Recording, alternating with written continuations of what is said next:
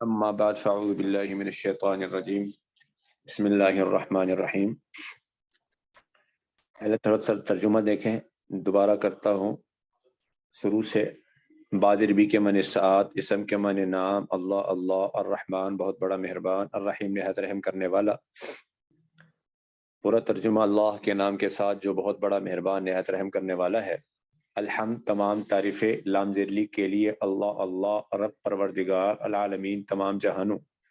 پورا ترجمہ اس طرح ہوگا، تمام تعریفیں اللہ کے لیے الحمدللہ جو تمام جہانوں کا نظام چلانے والا ہے، رب العالمین بہت بڑا مہربان، الرحمن نہایت رحم کرنے والا، الرحیم پہلے گزر چکا، مالک کی مالک، یوم دن دین بدلہ۔ پورا ترجمہ ہوگا بدلے کے دن کا مالک، بدلے کے دن کا مالک۔ ایا کے معنی خاص، کا کے معنی آپ، تیرا تجھ سے، نعبدو ہم عبادت کرتے ہیں، نون زبرنا جہاں آئے گا اس کے معنی ہم عبادت کرتے ہیں، جمع متکلم کا صیغہ۔ وا کے معنی اور، ایا کے معنی خاص، کا کے معنی تجھ سے، نستعین ہم مدد طلب کرتے ہیں، نون زبرنا آ گیا، اور سین تا عربی میں جہاں آتا ہے تو طلب کے معنی میں آتا ہے، طلب کا معنی پیدا ہوتا ہے۔ نستعین ہم مانگتے ہیں، ہم مدد طلب کرتے ہیں۔ پورا ترجمہ ہوگا ہم تیری ہی مانتے ہیں یا تیری ہی عبادت کرتے ہیں، اور تجھ ہی سے مانگتے ہیں اور تجھ ہی سے مدد طلب کرتے ہیں، دونوں کہہ سکتے ہیں۔ اہدی آپ راستہ دکھائیں، نا ہمیں، الصراط راستہ، المستقیم سیدھا، اہدنا الصراط المستقیم آپ ہمیں سیدھا راستہ دکھائے، اہدنا الصراط المستقیم آپ ہمیں سیدھا راستہ دکھائے۔ سیدھا راستہ کون سا؟ صراط راستہ، الذین وہ لوگ، جو لوگ جن لوگوں نے، الذین وہ لوگ، ہم وہ لوگ، اولئک وہ لوگ، الذین وہ لوگ، ہم وہ لوگ، اولئک وہ لوگ، انعم انعام کیا تھا آپ نے، انعمتا آپ نے انعام کیا، انعمتا آپ نے انعام کیا، انعم انعام کیا تھا آپ نے، علی پر، ہم ان، ہم جب الگ آتا ہے تو اس کا معنی کرتے ہیں وہ لوگ، اور جب کسی کے ساتھ مل کر آتا ہے تو اس کا معنی ہے ان، علیہم ان پر، غیر نہ کہ، غیر نہ کہ، المغضوب غصہ ہوا ہوا، المغضوب غصہ ہوا ہوا، علی پر ہم ان، وا کے معنی اور، لا کے معنی نہیں، الضالین گمراہ، وا کے معنی اور، لا کے معنی نہیں، الضالین گمراہ۔ لا جہاں بھی آئے گا عربی زبان میں اس کا معنی ہوتا ہے نہیں، جیسے لا الہ الا اللہ میں لا ہے، لا کے معنی کوئی نہیں، الہ معبود۔ پورا ترجمہ ہوگا ان لوگوں کا راستہ، صراط الذین جن پر آپ نے انعام کیا، انعمت علیہم نہ کہ غصہ ہوا ہوا ان پر، غیر المغضوب علیہم اور نہ گمراہوں کے راستے پر، ولا الضالین۔ اب اہدنا الصراط المستقیم ہدایت کی بات گزر گئی پچھلے درس کے اندر۔ آج کے سبق کے اندر ہم کو یہ معلوم ہونا ضروری ہے کہ صراط مستقیم کیا ہے۔ قرآن مجید میں سبیل کا لفظ بھی استعمال ہوا ہے اور صراط کا لفظ بھی استعمال ہوا ہے، سواء السبیل اور صراط السوی جگہ جگہ استعمال ہوا ہے۔ فرمایا اللہ جل شانہ نے سورۃ فاتحہ کے اندر صراط کا لفظ استعمال فرمایا، سبیل کا لفظ یا طریق کا لفظ اس لیے نہیں استعمال فرمایا، طریق بھی راستے کو کہتے ہیں اور سبیل بھی راستے کو کہتے ہیں، کیونکہ صراط کا لفظ جہنم کی یاد دلاتا ہے، پل صراط کی، یہ جہنم کی یاد دلانے کی وجہ سے انسان کو جب جہنم یاد آتا ہے تو ظاہر خوف محسوس ہوتا ہے، جیسے جنت کی تذکرے سے انسان کو خوشی ہوتی ہے، ایسے جہنم کی تذکرے سے انسان کا دل متاثر ہوتا ہے، ڈرتا ہے۔ اس لیے اللہ جل شانہ نے سورۃ فاتحہ کے اندر صراط کا لفظ استعمال فرمایا، اور قرآن مجید میں لفظ صراط 45 دفعہ آیا ہے۔ قرآن مجید کے اندر صراط کا لفظ 45 مرتبہ آیا، اور صراط المستقیم کا لفظ تقریباً 36 مرتبہ آیا قرآن مجید کے اندر۔ صراط مستقیم کا ذکر قرآن میں 36 مرتبہ ہے، اور لفظ صراط کا ذکر قرآن مجید میں 45 مرتبہ ہے۔ صراط مستقیم سے مراد کیا ہے؟ تو فرمایا صراط مستقیم سے مراد ایک تفسیر کے مطابق اللہ کی کتاب ہے، اور ایک تفسیر کے مطابق دین اسلام ہے، اور اس کی مثالی تفصیل بتاؤں گا، اور ایک تفسیر کے مطابق وہ راستہ جو اللہ کی دین کی طرف انسان کی رہنمائی کرتا ہے، اور ایک تفسیر کے مطابق جنت کا راستہ صراط مستقیم ہے، ایک تفسیر کے مطابق عبادت ہے، اور ایک تفسیر کے مطابق اتباع ہے۔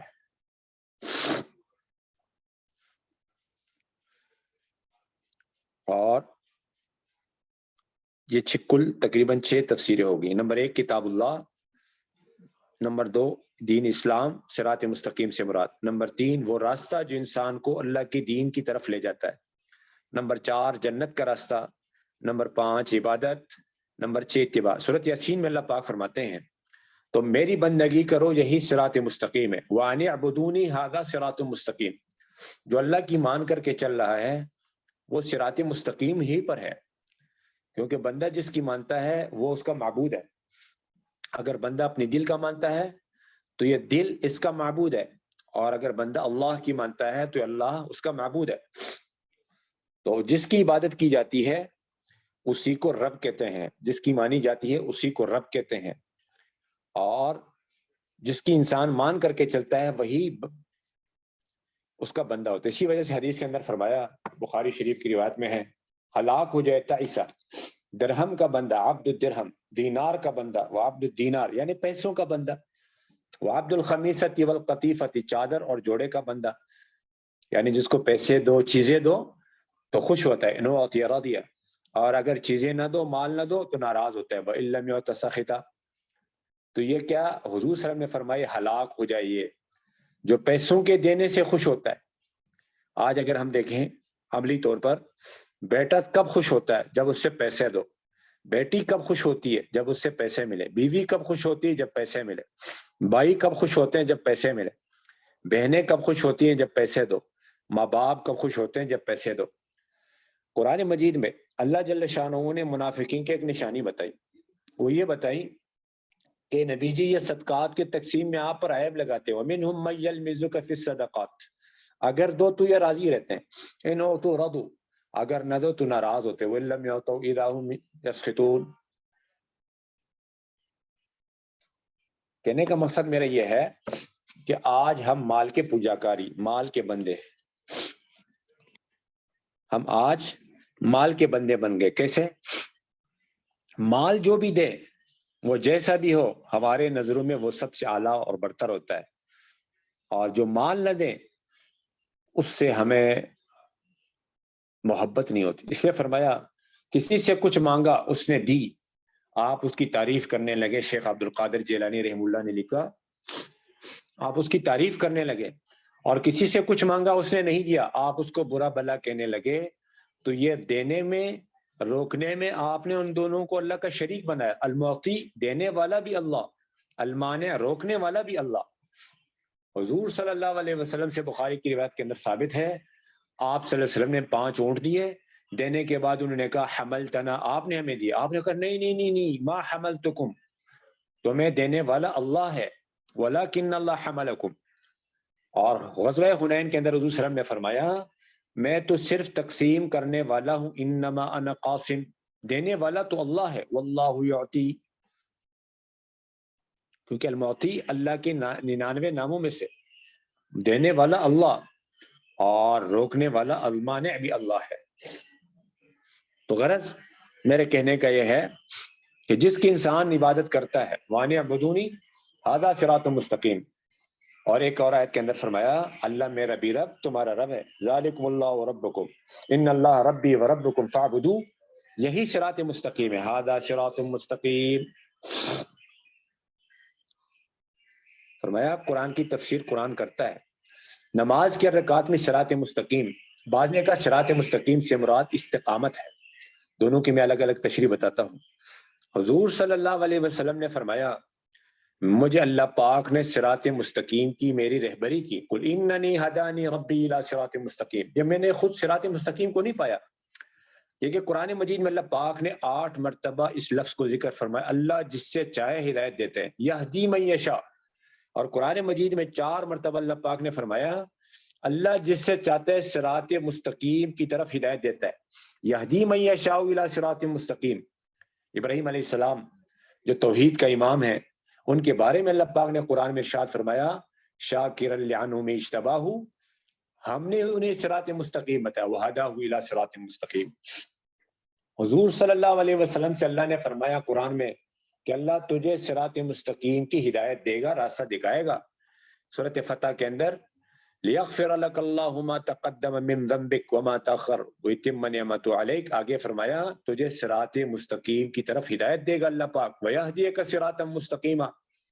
حضور صلی اللہ علیہ وسلم سے اللہ نے فرمایا ہدایت میں نے تمہیں دی، وجدک ضالا فہدی، اور ایمان والوں سے بھی اللہ پاک فرماتے ہیں کہ ایمان والوں کو اللہ صراط مستقیم کی طرف رہبری کرتا ہے ایمان والوں کی، وَإِنَّ اللَّهَ لَهَادِ الَّذِينَ آمَنُوا إِلَى صِرَاطٍ مُسْتَقِيمٍ۔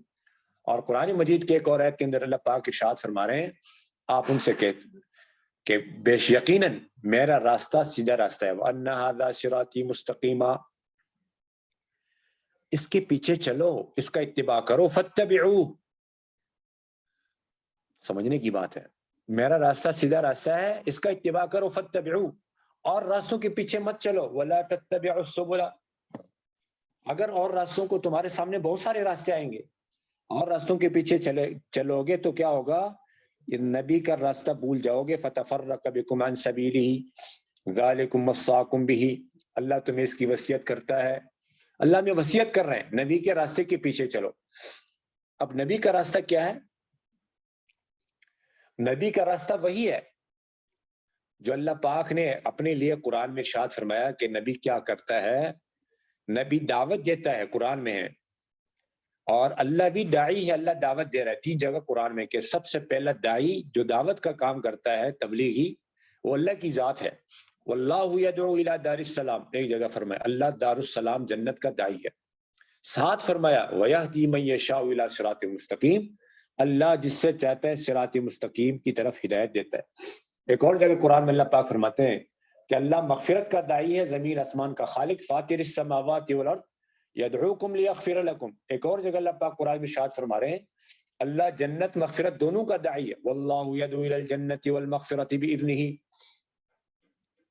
اور حضور صلی اللہ علیہ وسلم کا راستہ بھی یہی اللہ نے قرآن میں بتایا، میرا راستہ آپ کہہ دیجیے یہ ہے، قل ھذی سبیلی، کون سا راستہ؟ میں لوگوں کو اللہ کی طرف بلاتا ہوں، ادعو الی اللہ، سمجھ بوجھ کر یقین کے ساتھ، اعلی بصیرت، دلائل کے ساتھ، میرا بھی یہ کام، انا، جنہوں نے میرا اتباع کیا ان کا بھی یہ کام، ومن اتبعنی، حضور صلی اللہ علیہ وسلم کا راستہ دعوت الی اللہ ہے، اللہ کی طرف بلانا، مخلوق کی طرف بلانا، مخلوق سے جوڑنا، یہ کہیں نبیوں کا کام نہیں تھا۔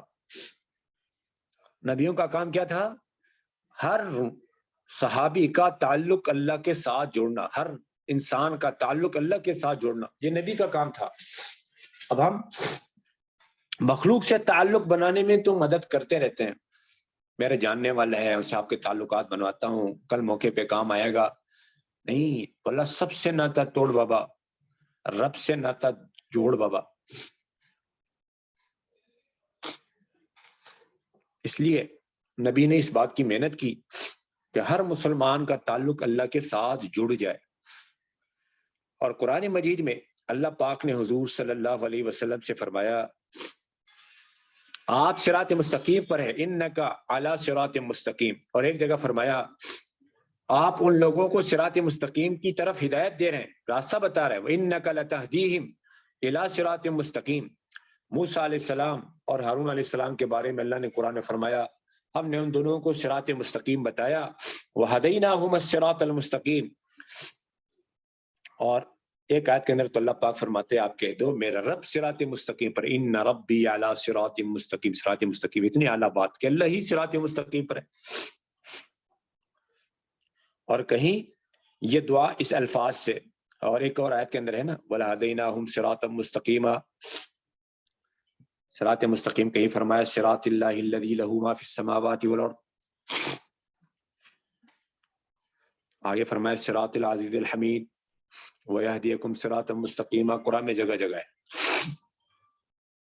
کہیں اللہ پاک نے دعا اس طرح منگوائی وَاهْدِنَا إِلَى سَوَاءِ الصِّرَاط، اور ایک جگہ فرمایا اہدیکا صراطا مستویہ، صراطا سویہ، اہدیکا صراطا سویہ قرآن میں۔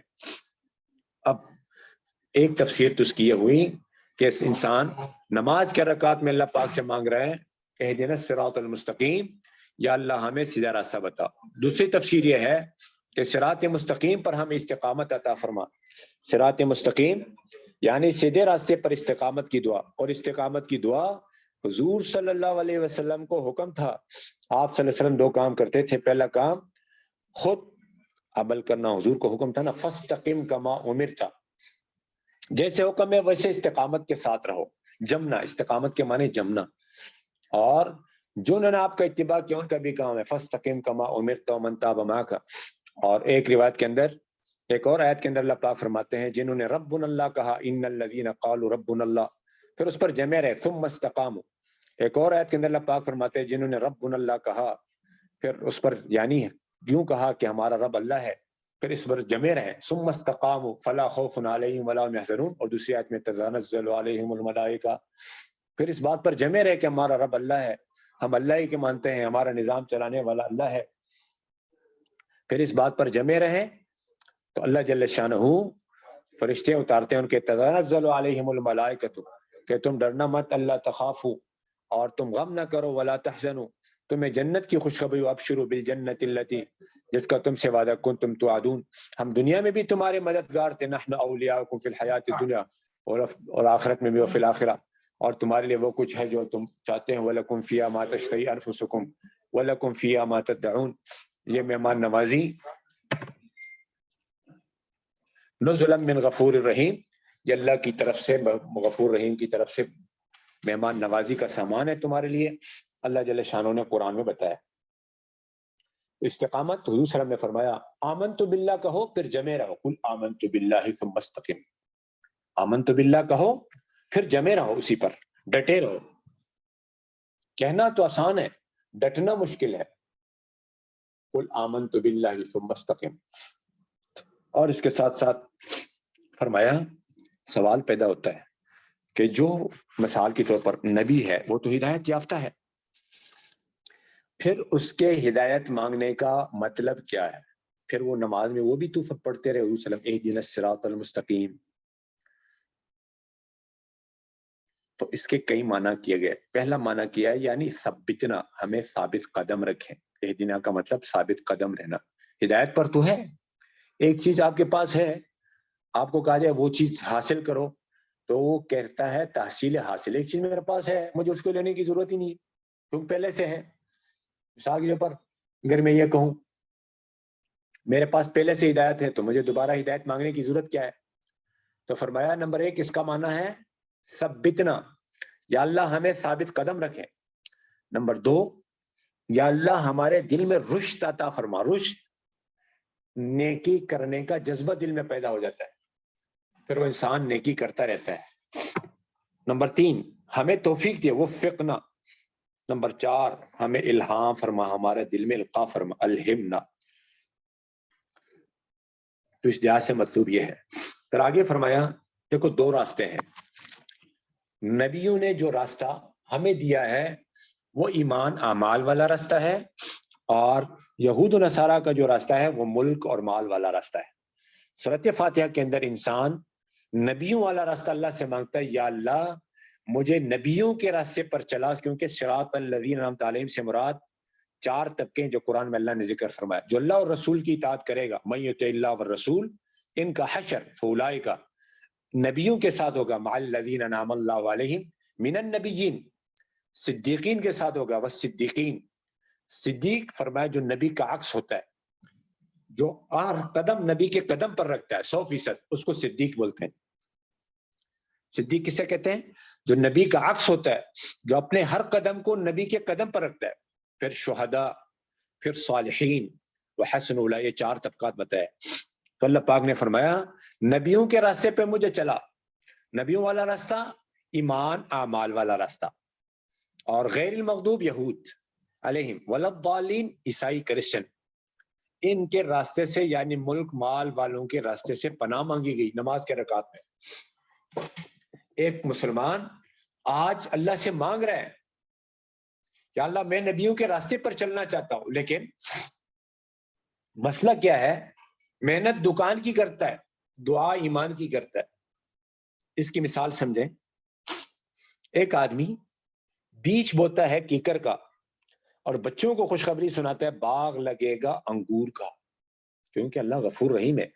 بیج بویا کیکر کا، بیج بویا گندم کا، بچوں کو خوشخبری سناتا ہے باغ لگے گا سیب کا، کیونکہ میں نے بیج زبردست لایا ہوں اور گندم کا بہت اعلیٰ ترین بیج لایا ہوں، باغ لگے گا انگور کا، کیونکہ اللہ پاک غفور رحیم ہے۔ تو کبھی ایسا ہوگا؟ بیج بویا گندم کا، بچوں کو خوشخبری سناتا ہے باغ لگے گا کینو کا، کیونکہ بیج بہت اعلیٰ ہے، آپ جو مرضی ڈالو بس اللہ غفور رحیم ہے، وہی ملے گا جو ہم چاہتے ہیں۔ نہیں، زندگی گزارتا ہے آج مسلمان فرعون والی، نافرمانی والی، بغاوت والی، اور دعائیں مانگتا ہے نبی والی، سبحان اللہ، موسیٰ علیہ السلام۔ میں نے بتایا نا، محنت کرتا ہے دکان کی، دعا مانگتا ہے ایمان کی۔ بھائی جس کی محنت میں لگے ہوئے ہو وہی ملے گا۔ ایک آدمی تاجر ہے، تجارت کرتا ہے، اور ایک آدمی کسان ہے۔ اب کسان کہے میں کروں گا تو زراعت اور مجھے ملے تجارت کے فائدے، لوگ کیا کہیں گے؟ بے وقوف ہے، احمق ہے، نادان ہے، نا سمجھ ہے، کم عقل ہے، بے عقل ہے۔ کیوں؟ محنت کرتا ہے کسان زراعت کی، زمین کی، اور فائدے مانگ رہا ہے دکان کی، تجارت کی۔ دکانداری کرو گے تو تجارت کے فائدے ملیں گے، دکان پہ محنت کر رہا ہے اور دعا مانگ رہا ہے ایمان کی۔ محنت زمین کی کرتا ہے، دعا یقین کی کرتا ہے کہ یا اللہ مجھے یقین نصیب فرما۔ یہ اپنے آپ کو بھی دھوکہ دے رہے ہیں، اللہ کو بھی دھوکہ دے رہے ہیں۔ پہلے اپنی محنت اور دعا میں جوڑ پیدا کرنی پڑے گی ہمیں۔ جس چیز کے محنت میں لگے ہوئے وہی اللہ سے مانگیں گے۔ صبح سے شام تک محنت کر رہے مال کی، دعا کر رہے اعمال والی۔ صبح سے شام تک محنت کر رہے دنیا کی، دعا مانگ رہے آخرت کے، اللہ غفور رحیم ہے۔ صبح سے شام تک محنت کر رہے اور دعا مانگ رہے ہدایت کی۔ موت تک 50,000 سال بھی دعائیں مانگے گا تو ہدایت نہیں ملے گی۔ ہدایت تب ملے گی، ہدایت کا نور تب ملے گا، ایمان یقین تب ملے گا، اور اعمال تب ملیں گے، ان کے اعمال کی حقیقت تب ملے گی جب اس کی محنت میں لگیں گے۔ محنت میں نہیں لگیں گے تو دھوکے میں پڑے رہیں گے موت تک۔ محنت میں نہیں لگیں گے تو دھوکے میں پڑے رہیں گے۔ کب تک؟ موت تک دھوکے میں پڑے رہیں گے۔ اس لیے اللہ کی ماننے کا حکم موت تک ہے، وَاعْبُدْ رَبَّكَ حَتَّى يَأْتِيَكَ الْيَقِينُ۔ پھر یقین کی درجے، یقین کے درجے قرآن نے، علم الیقین 3 درجے ہیں، عین الیقین، حق الیقین، 3 درجے ہیں۔ ایک علم الیقین ہے، لو تعلمون علم الیقین لترون الجحیم، پھر عین الیقین، ثم لترونها عین الیقین ثم لتسألن یومئذ، سورۃ الہاکم التکاثر میں۔ اور وَإِنَّهُ لَحَقُّ الْيَقِينِ فَسَبِّحْ بِاسْمِ رَبِّكَ الْعَظِيمِ۔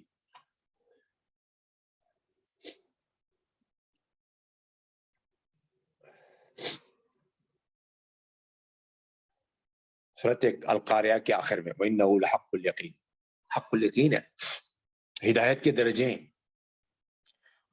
وَزِدْنَاهُمْ هُدًى، ہم نے ان کی ہدایت اور بڑھا دی۔ بَلَّذِينَ اهْتَدَوْا زَادُهُمْ هُدًى وَآتَاهُمْ تَقْوَاهُمْ۔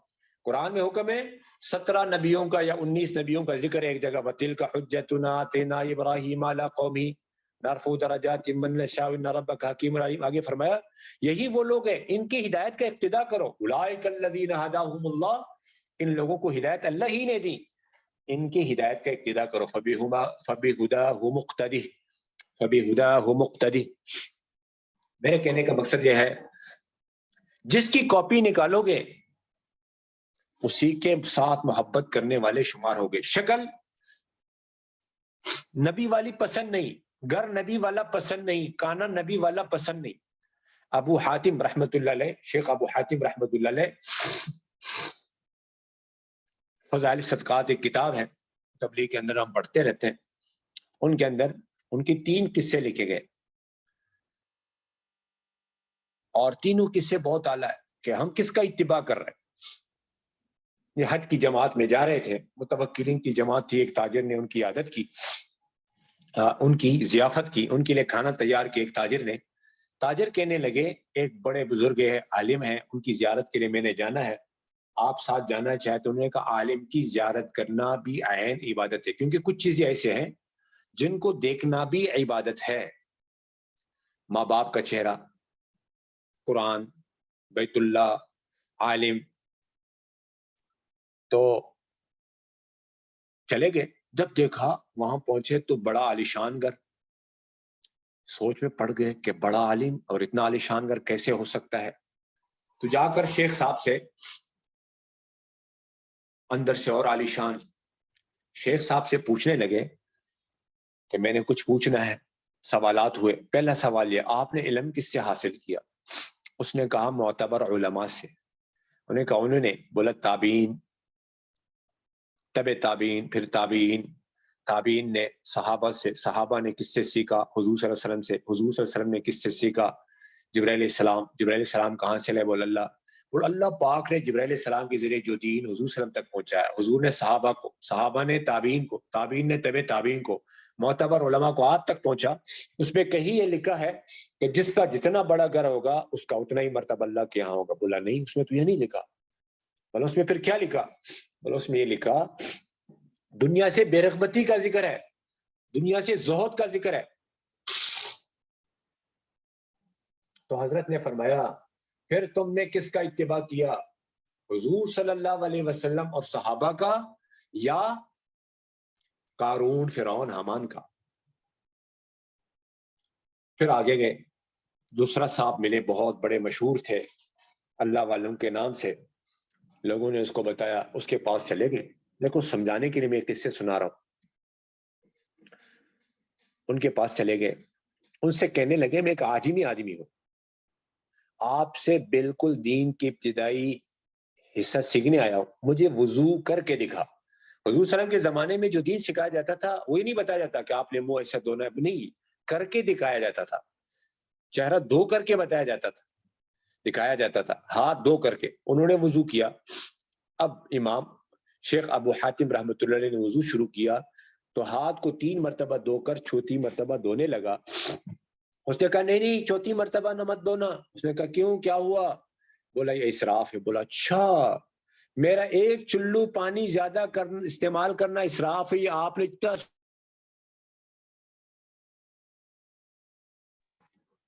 یا آپ نے اتنا جو شاندار گھر بنایا ہے یہ کیا ہے؟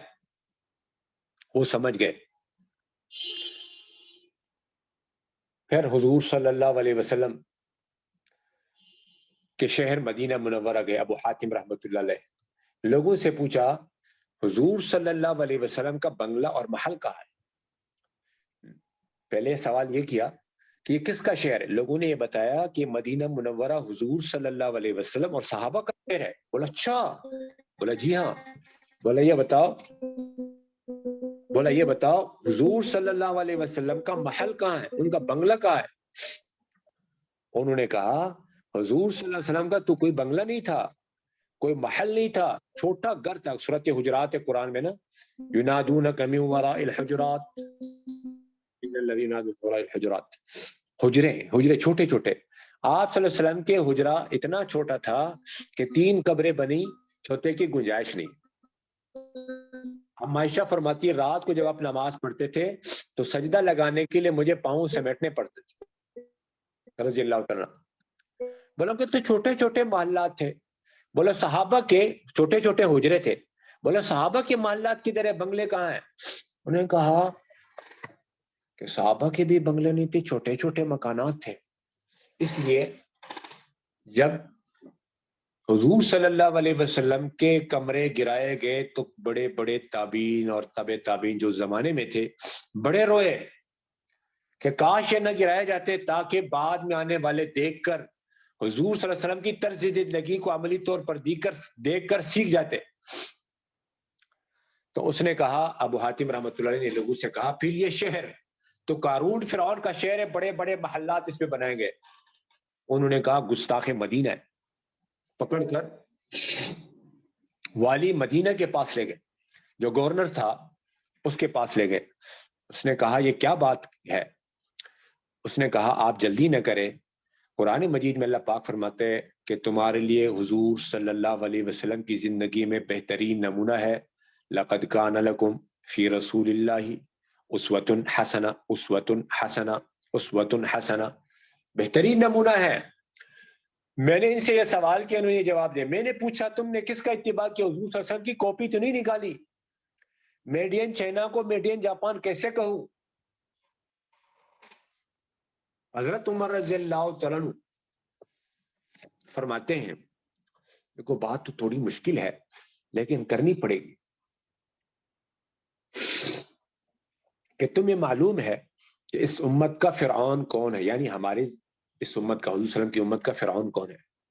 پھر خود بتانے لگے، ہر پکی اینٹ سے گھر بنانے والا اس امت کا فرعون ہے، کیونکہ سب سے پہلے قرآن میں ہے جس نے اینٹ پکا کیا وہ فرعون تھا۔ یا حمانو اوقد لی آل الطین، یا حمانو اوقد لی آل الطین وجعلہ صرحا لعلی ابلغ الاسباب، یا حمان اوقد لی آل الطین وجعل لی صرحا، ایسے کچھ الفاظ ہیں، قرآن کی آیت ہے، صحیح طریقے سے یاد نہیں آ رہا۔ تو اس پکی اینٹ سے فرمایا ہمیشہ انبیاء چھوٹے گھروں میں رہے، بڑے گھروں میں ہمیشہ فرعون رہتے، اور میری سمیت، میں بھی اس گاڑی کا سواری ہوں، میں بھی اس میں سوار ہوں، مجھ سمیت ہم میں سے ہر شخص یہ چاہتے ہمارا گھر بھی بڑا ہو، شاندار بھی ہو۔ آپ صلی اللہ علیہ وسلم کو دعوت پہ بلایا گیا، گھر میں پردے لٹک رہے تھے، آپ سے واپس ہوئے، حضرت فاطمہ رضی اللہ تعالیٰ نے پوچھا یا رسول اللہ کیا بات ہے؟ فرمایا جس گھر میں زیب زینت ہو اس گھر میں اللہ کا نبی داخل نہیں ہو سکتا۔ ازواج مطہرات نے حضور صلی اللہ علیہ وسلم سے صرف اتنی درخواست کی، ہمارا خرچہ تھوڑا بڑھا دیجئے۔ اللہ نے قرآن اتارا، اے نبی جی ان کہہ دو، یا ایھا النبی، کس سے؟ اپنی بیویوں سے، آپ کی بیویوں سے، لازواجکا، اگر تمہیں دنیا چاہیے، ان کنتن تردن الحیات الدنیا، اور اس کی خوبصورتی چاہیے، وزینتہا، تو یاد رکھنا نبی اور دنیا کی زیب و زینت دنیا ایک گھر میں جمع نہیں ہو سکتی۔ آؤ فتعالین، کچھ دے دوں گا، امتعکن، سب کو طلاق، واسرحکن سراحا جمیلا، کیونکہ دنیا کے اللہ کے یہاں کوئی حیثیت نہیں ہے۔ قرآن میں اللہ پاک فرماتے ہیں 25ویں پارے کے اندر، اگر مجھے اس بات کا ڈر نہ ہوتا کہ سارے دنیا کے کافر، سارے دنیا کے انسان کافر بن جائے تو میں کافروں کو اتنا مال دیتا، لولا یکون الناس امۃ واحدہ لجعلنا لمن یکفر بالرحمن، کہ ان کے گھر چاندی کے ہوتے کافروں کے، لبیوتہم سقفا من فضہ، سیڑھیاں ومعارج علیہا یظہرون، چاندی کے ولی سونے کی، ولبیوتہم ابواب، کیسا ہے؟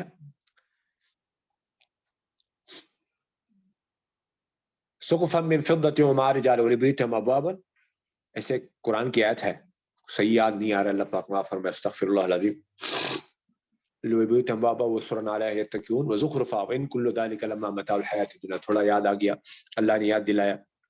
تو غرض فرمایا اگر کوئی آیت بھول جائے تو یہ مت کہو کہ میں بھول گیا، بلکہ یوں کہو انسی تو، مجھ سے بلا دیا گیا، حدیث میں، بخاری کی روایت۔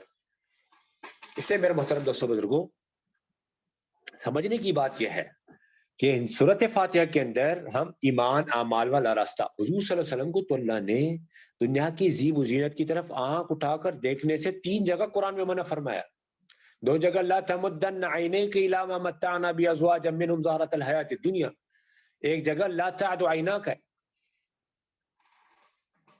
اس کی پوری تفصیل انشاءاللہ کبھی بتاؤں گا۔ اب صراط الذین انعمت علیہم فرما کر، حالانکہ نبیوں کے راستے میں بہت ساری تکلیفیں آئی، حضور صلی اللہ علیہ وسلم کی زندگی کو آپ دیکھیں، بھوک آپ صلی اللہ علیہ وسلم کی مستقل سنت ہے، اور لیکن فرمایا جن پر اللہ نے انعام کیا، کیونکہ اصل نعمتیں وہ ہے جو ہمیشہ رہے، اور وہ جنت کی نعمت ہے، ابدی نعمت ہے۔ دنیا میں جو نعمت ہوگی مرنے کے ساتھ ہی وہ ختم ہو جائے گی، دنیا کی ساری نعمتیں۔ تو صراط انعام کا ذکر فرمایا، حالات کا ذکر نہیں، کہیں ہم ڈر نہ جائیں کہ اس راستے میں حالات بہت ہیں، کیونکہ مکی دور بھی انسان پر آتا ہے اور مدنی دور بھی اللہ دکھاتے ہیں، یعنی تنگیاں بھی آتی ہیں، پھر اللہ پاک کشادگی ہے، ان مع العسر یسرا، ان مع العسر یسرا، فرمایا ہر تنگی کے بعد 2 آسانیاں آتی، ان مع العسر یسرا۔ صحابہ کہتے ہیں ہمیں دنیا کی محنت سے اتنا مال کبھی نہ ملتا جتنا اللہ پاک نے ہمیں دین کی محنت سے عطا فرمایا۔ فرمایا اگر ہم دنیا کے لیے اتنی محنت کرتے کہ ہماری ہڈیاں सुरमा बनकर राख बन जाती। हम इतनी दुनिया नहीं कमा सकते थे जितना अल्लाह पाक ने दीन की मेहनत की बरकत से हमें अता फरमाया है। अल्लाह पाक हम सबको इसकी समझ दे। गैरिल मग़दूब कुरान में वबाउ बिग़ज़बिन अला ग़ज़ब यहूद वलद्दालिन ईसाई, गुमराही और किससे कहते हैं, फरमाया एक है ज़लालत और एक है ग़वायत। दोनों कुरान में शैतान ने दोनों कस्में कही। एक कसम ये कही मैं इनके लिए जमीन की चीजें आरास्ता कर दूंगा, लउज़य्यिनन्ना लहुम फिल अर्द, और आगे फरमाया मैं इन सबको ग़िवायत पे डाल दूंगा, वलउग़वियन्नहुम अजमईन।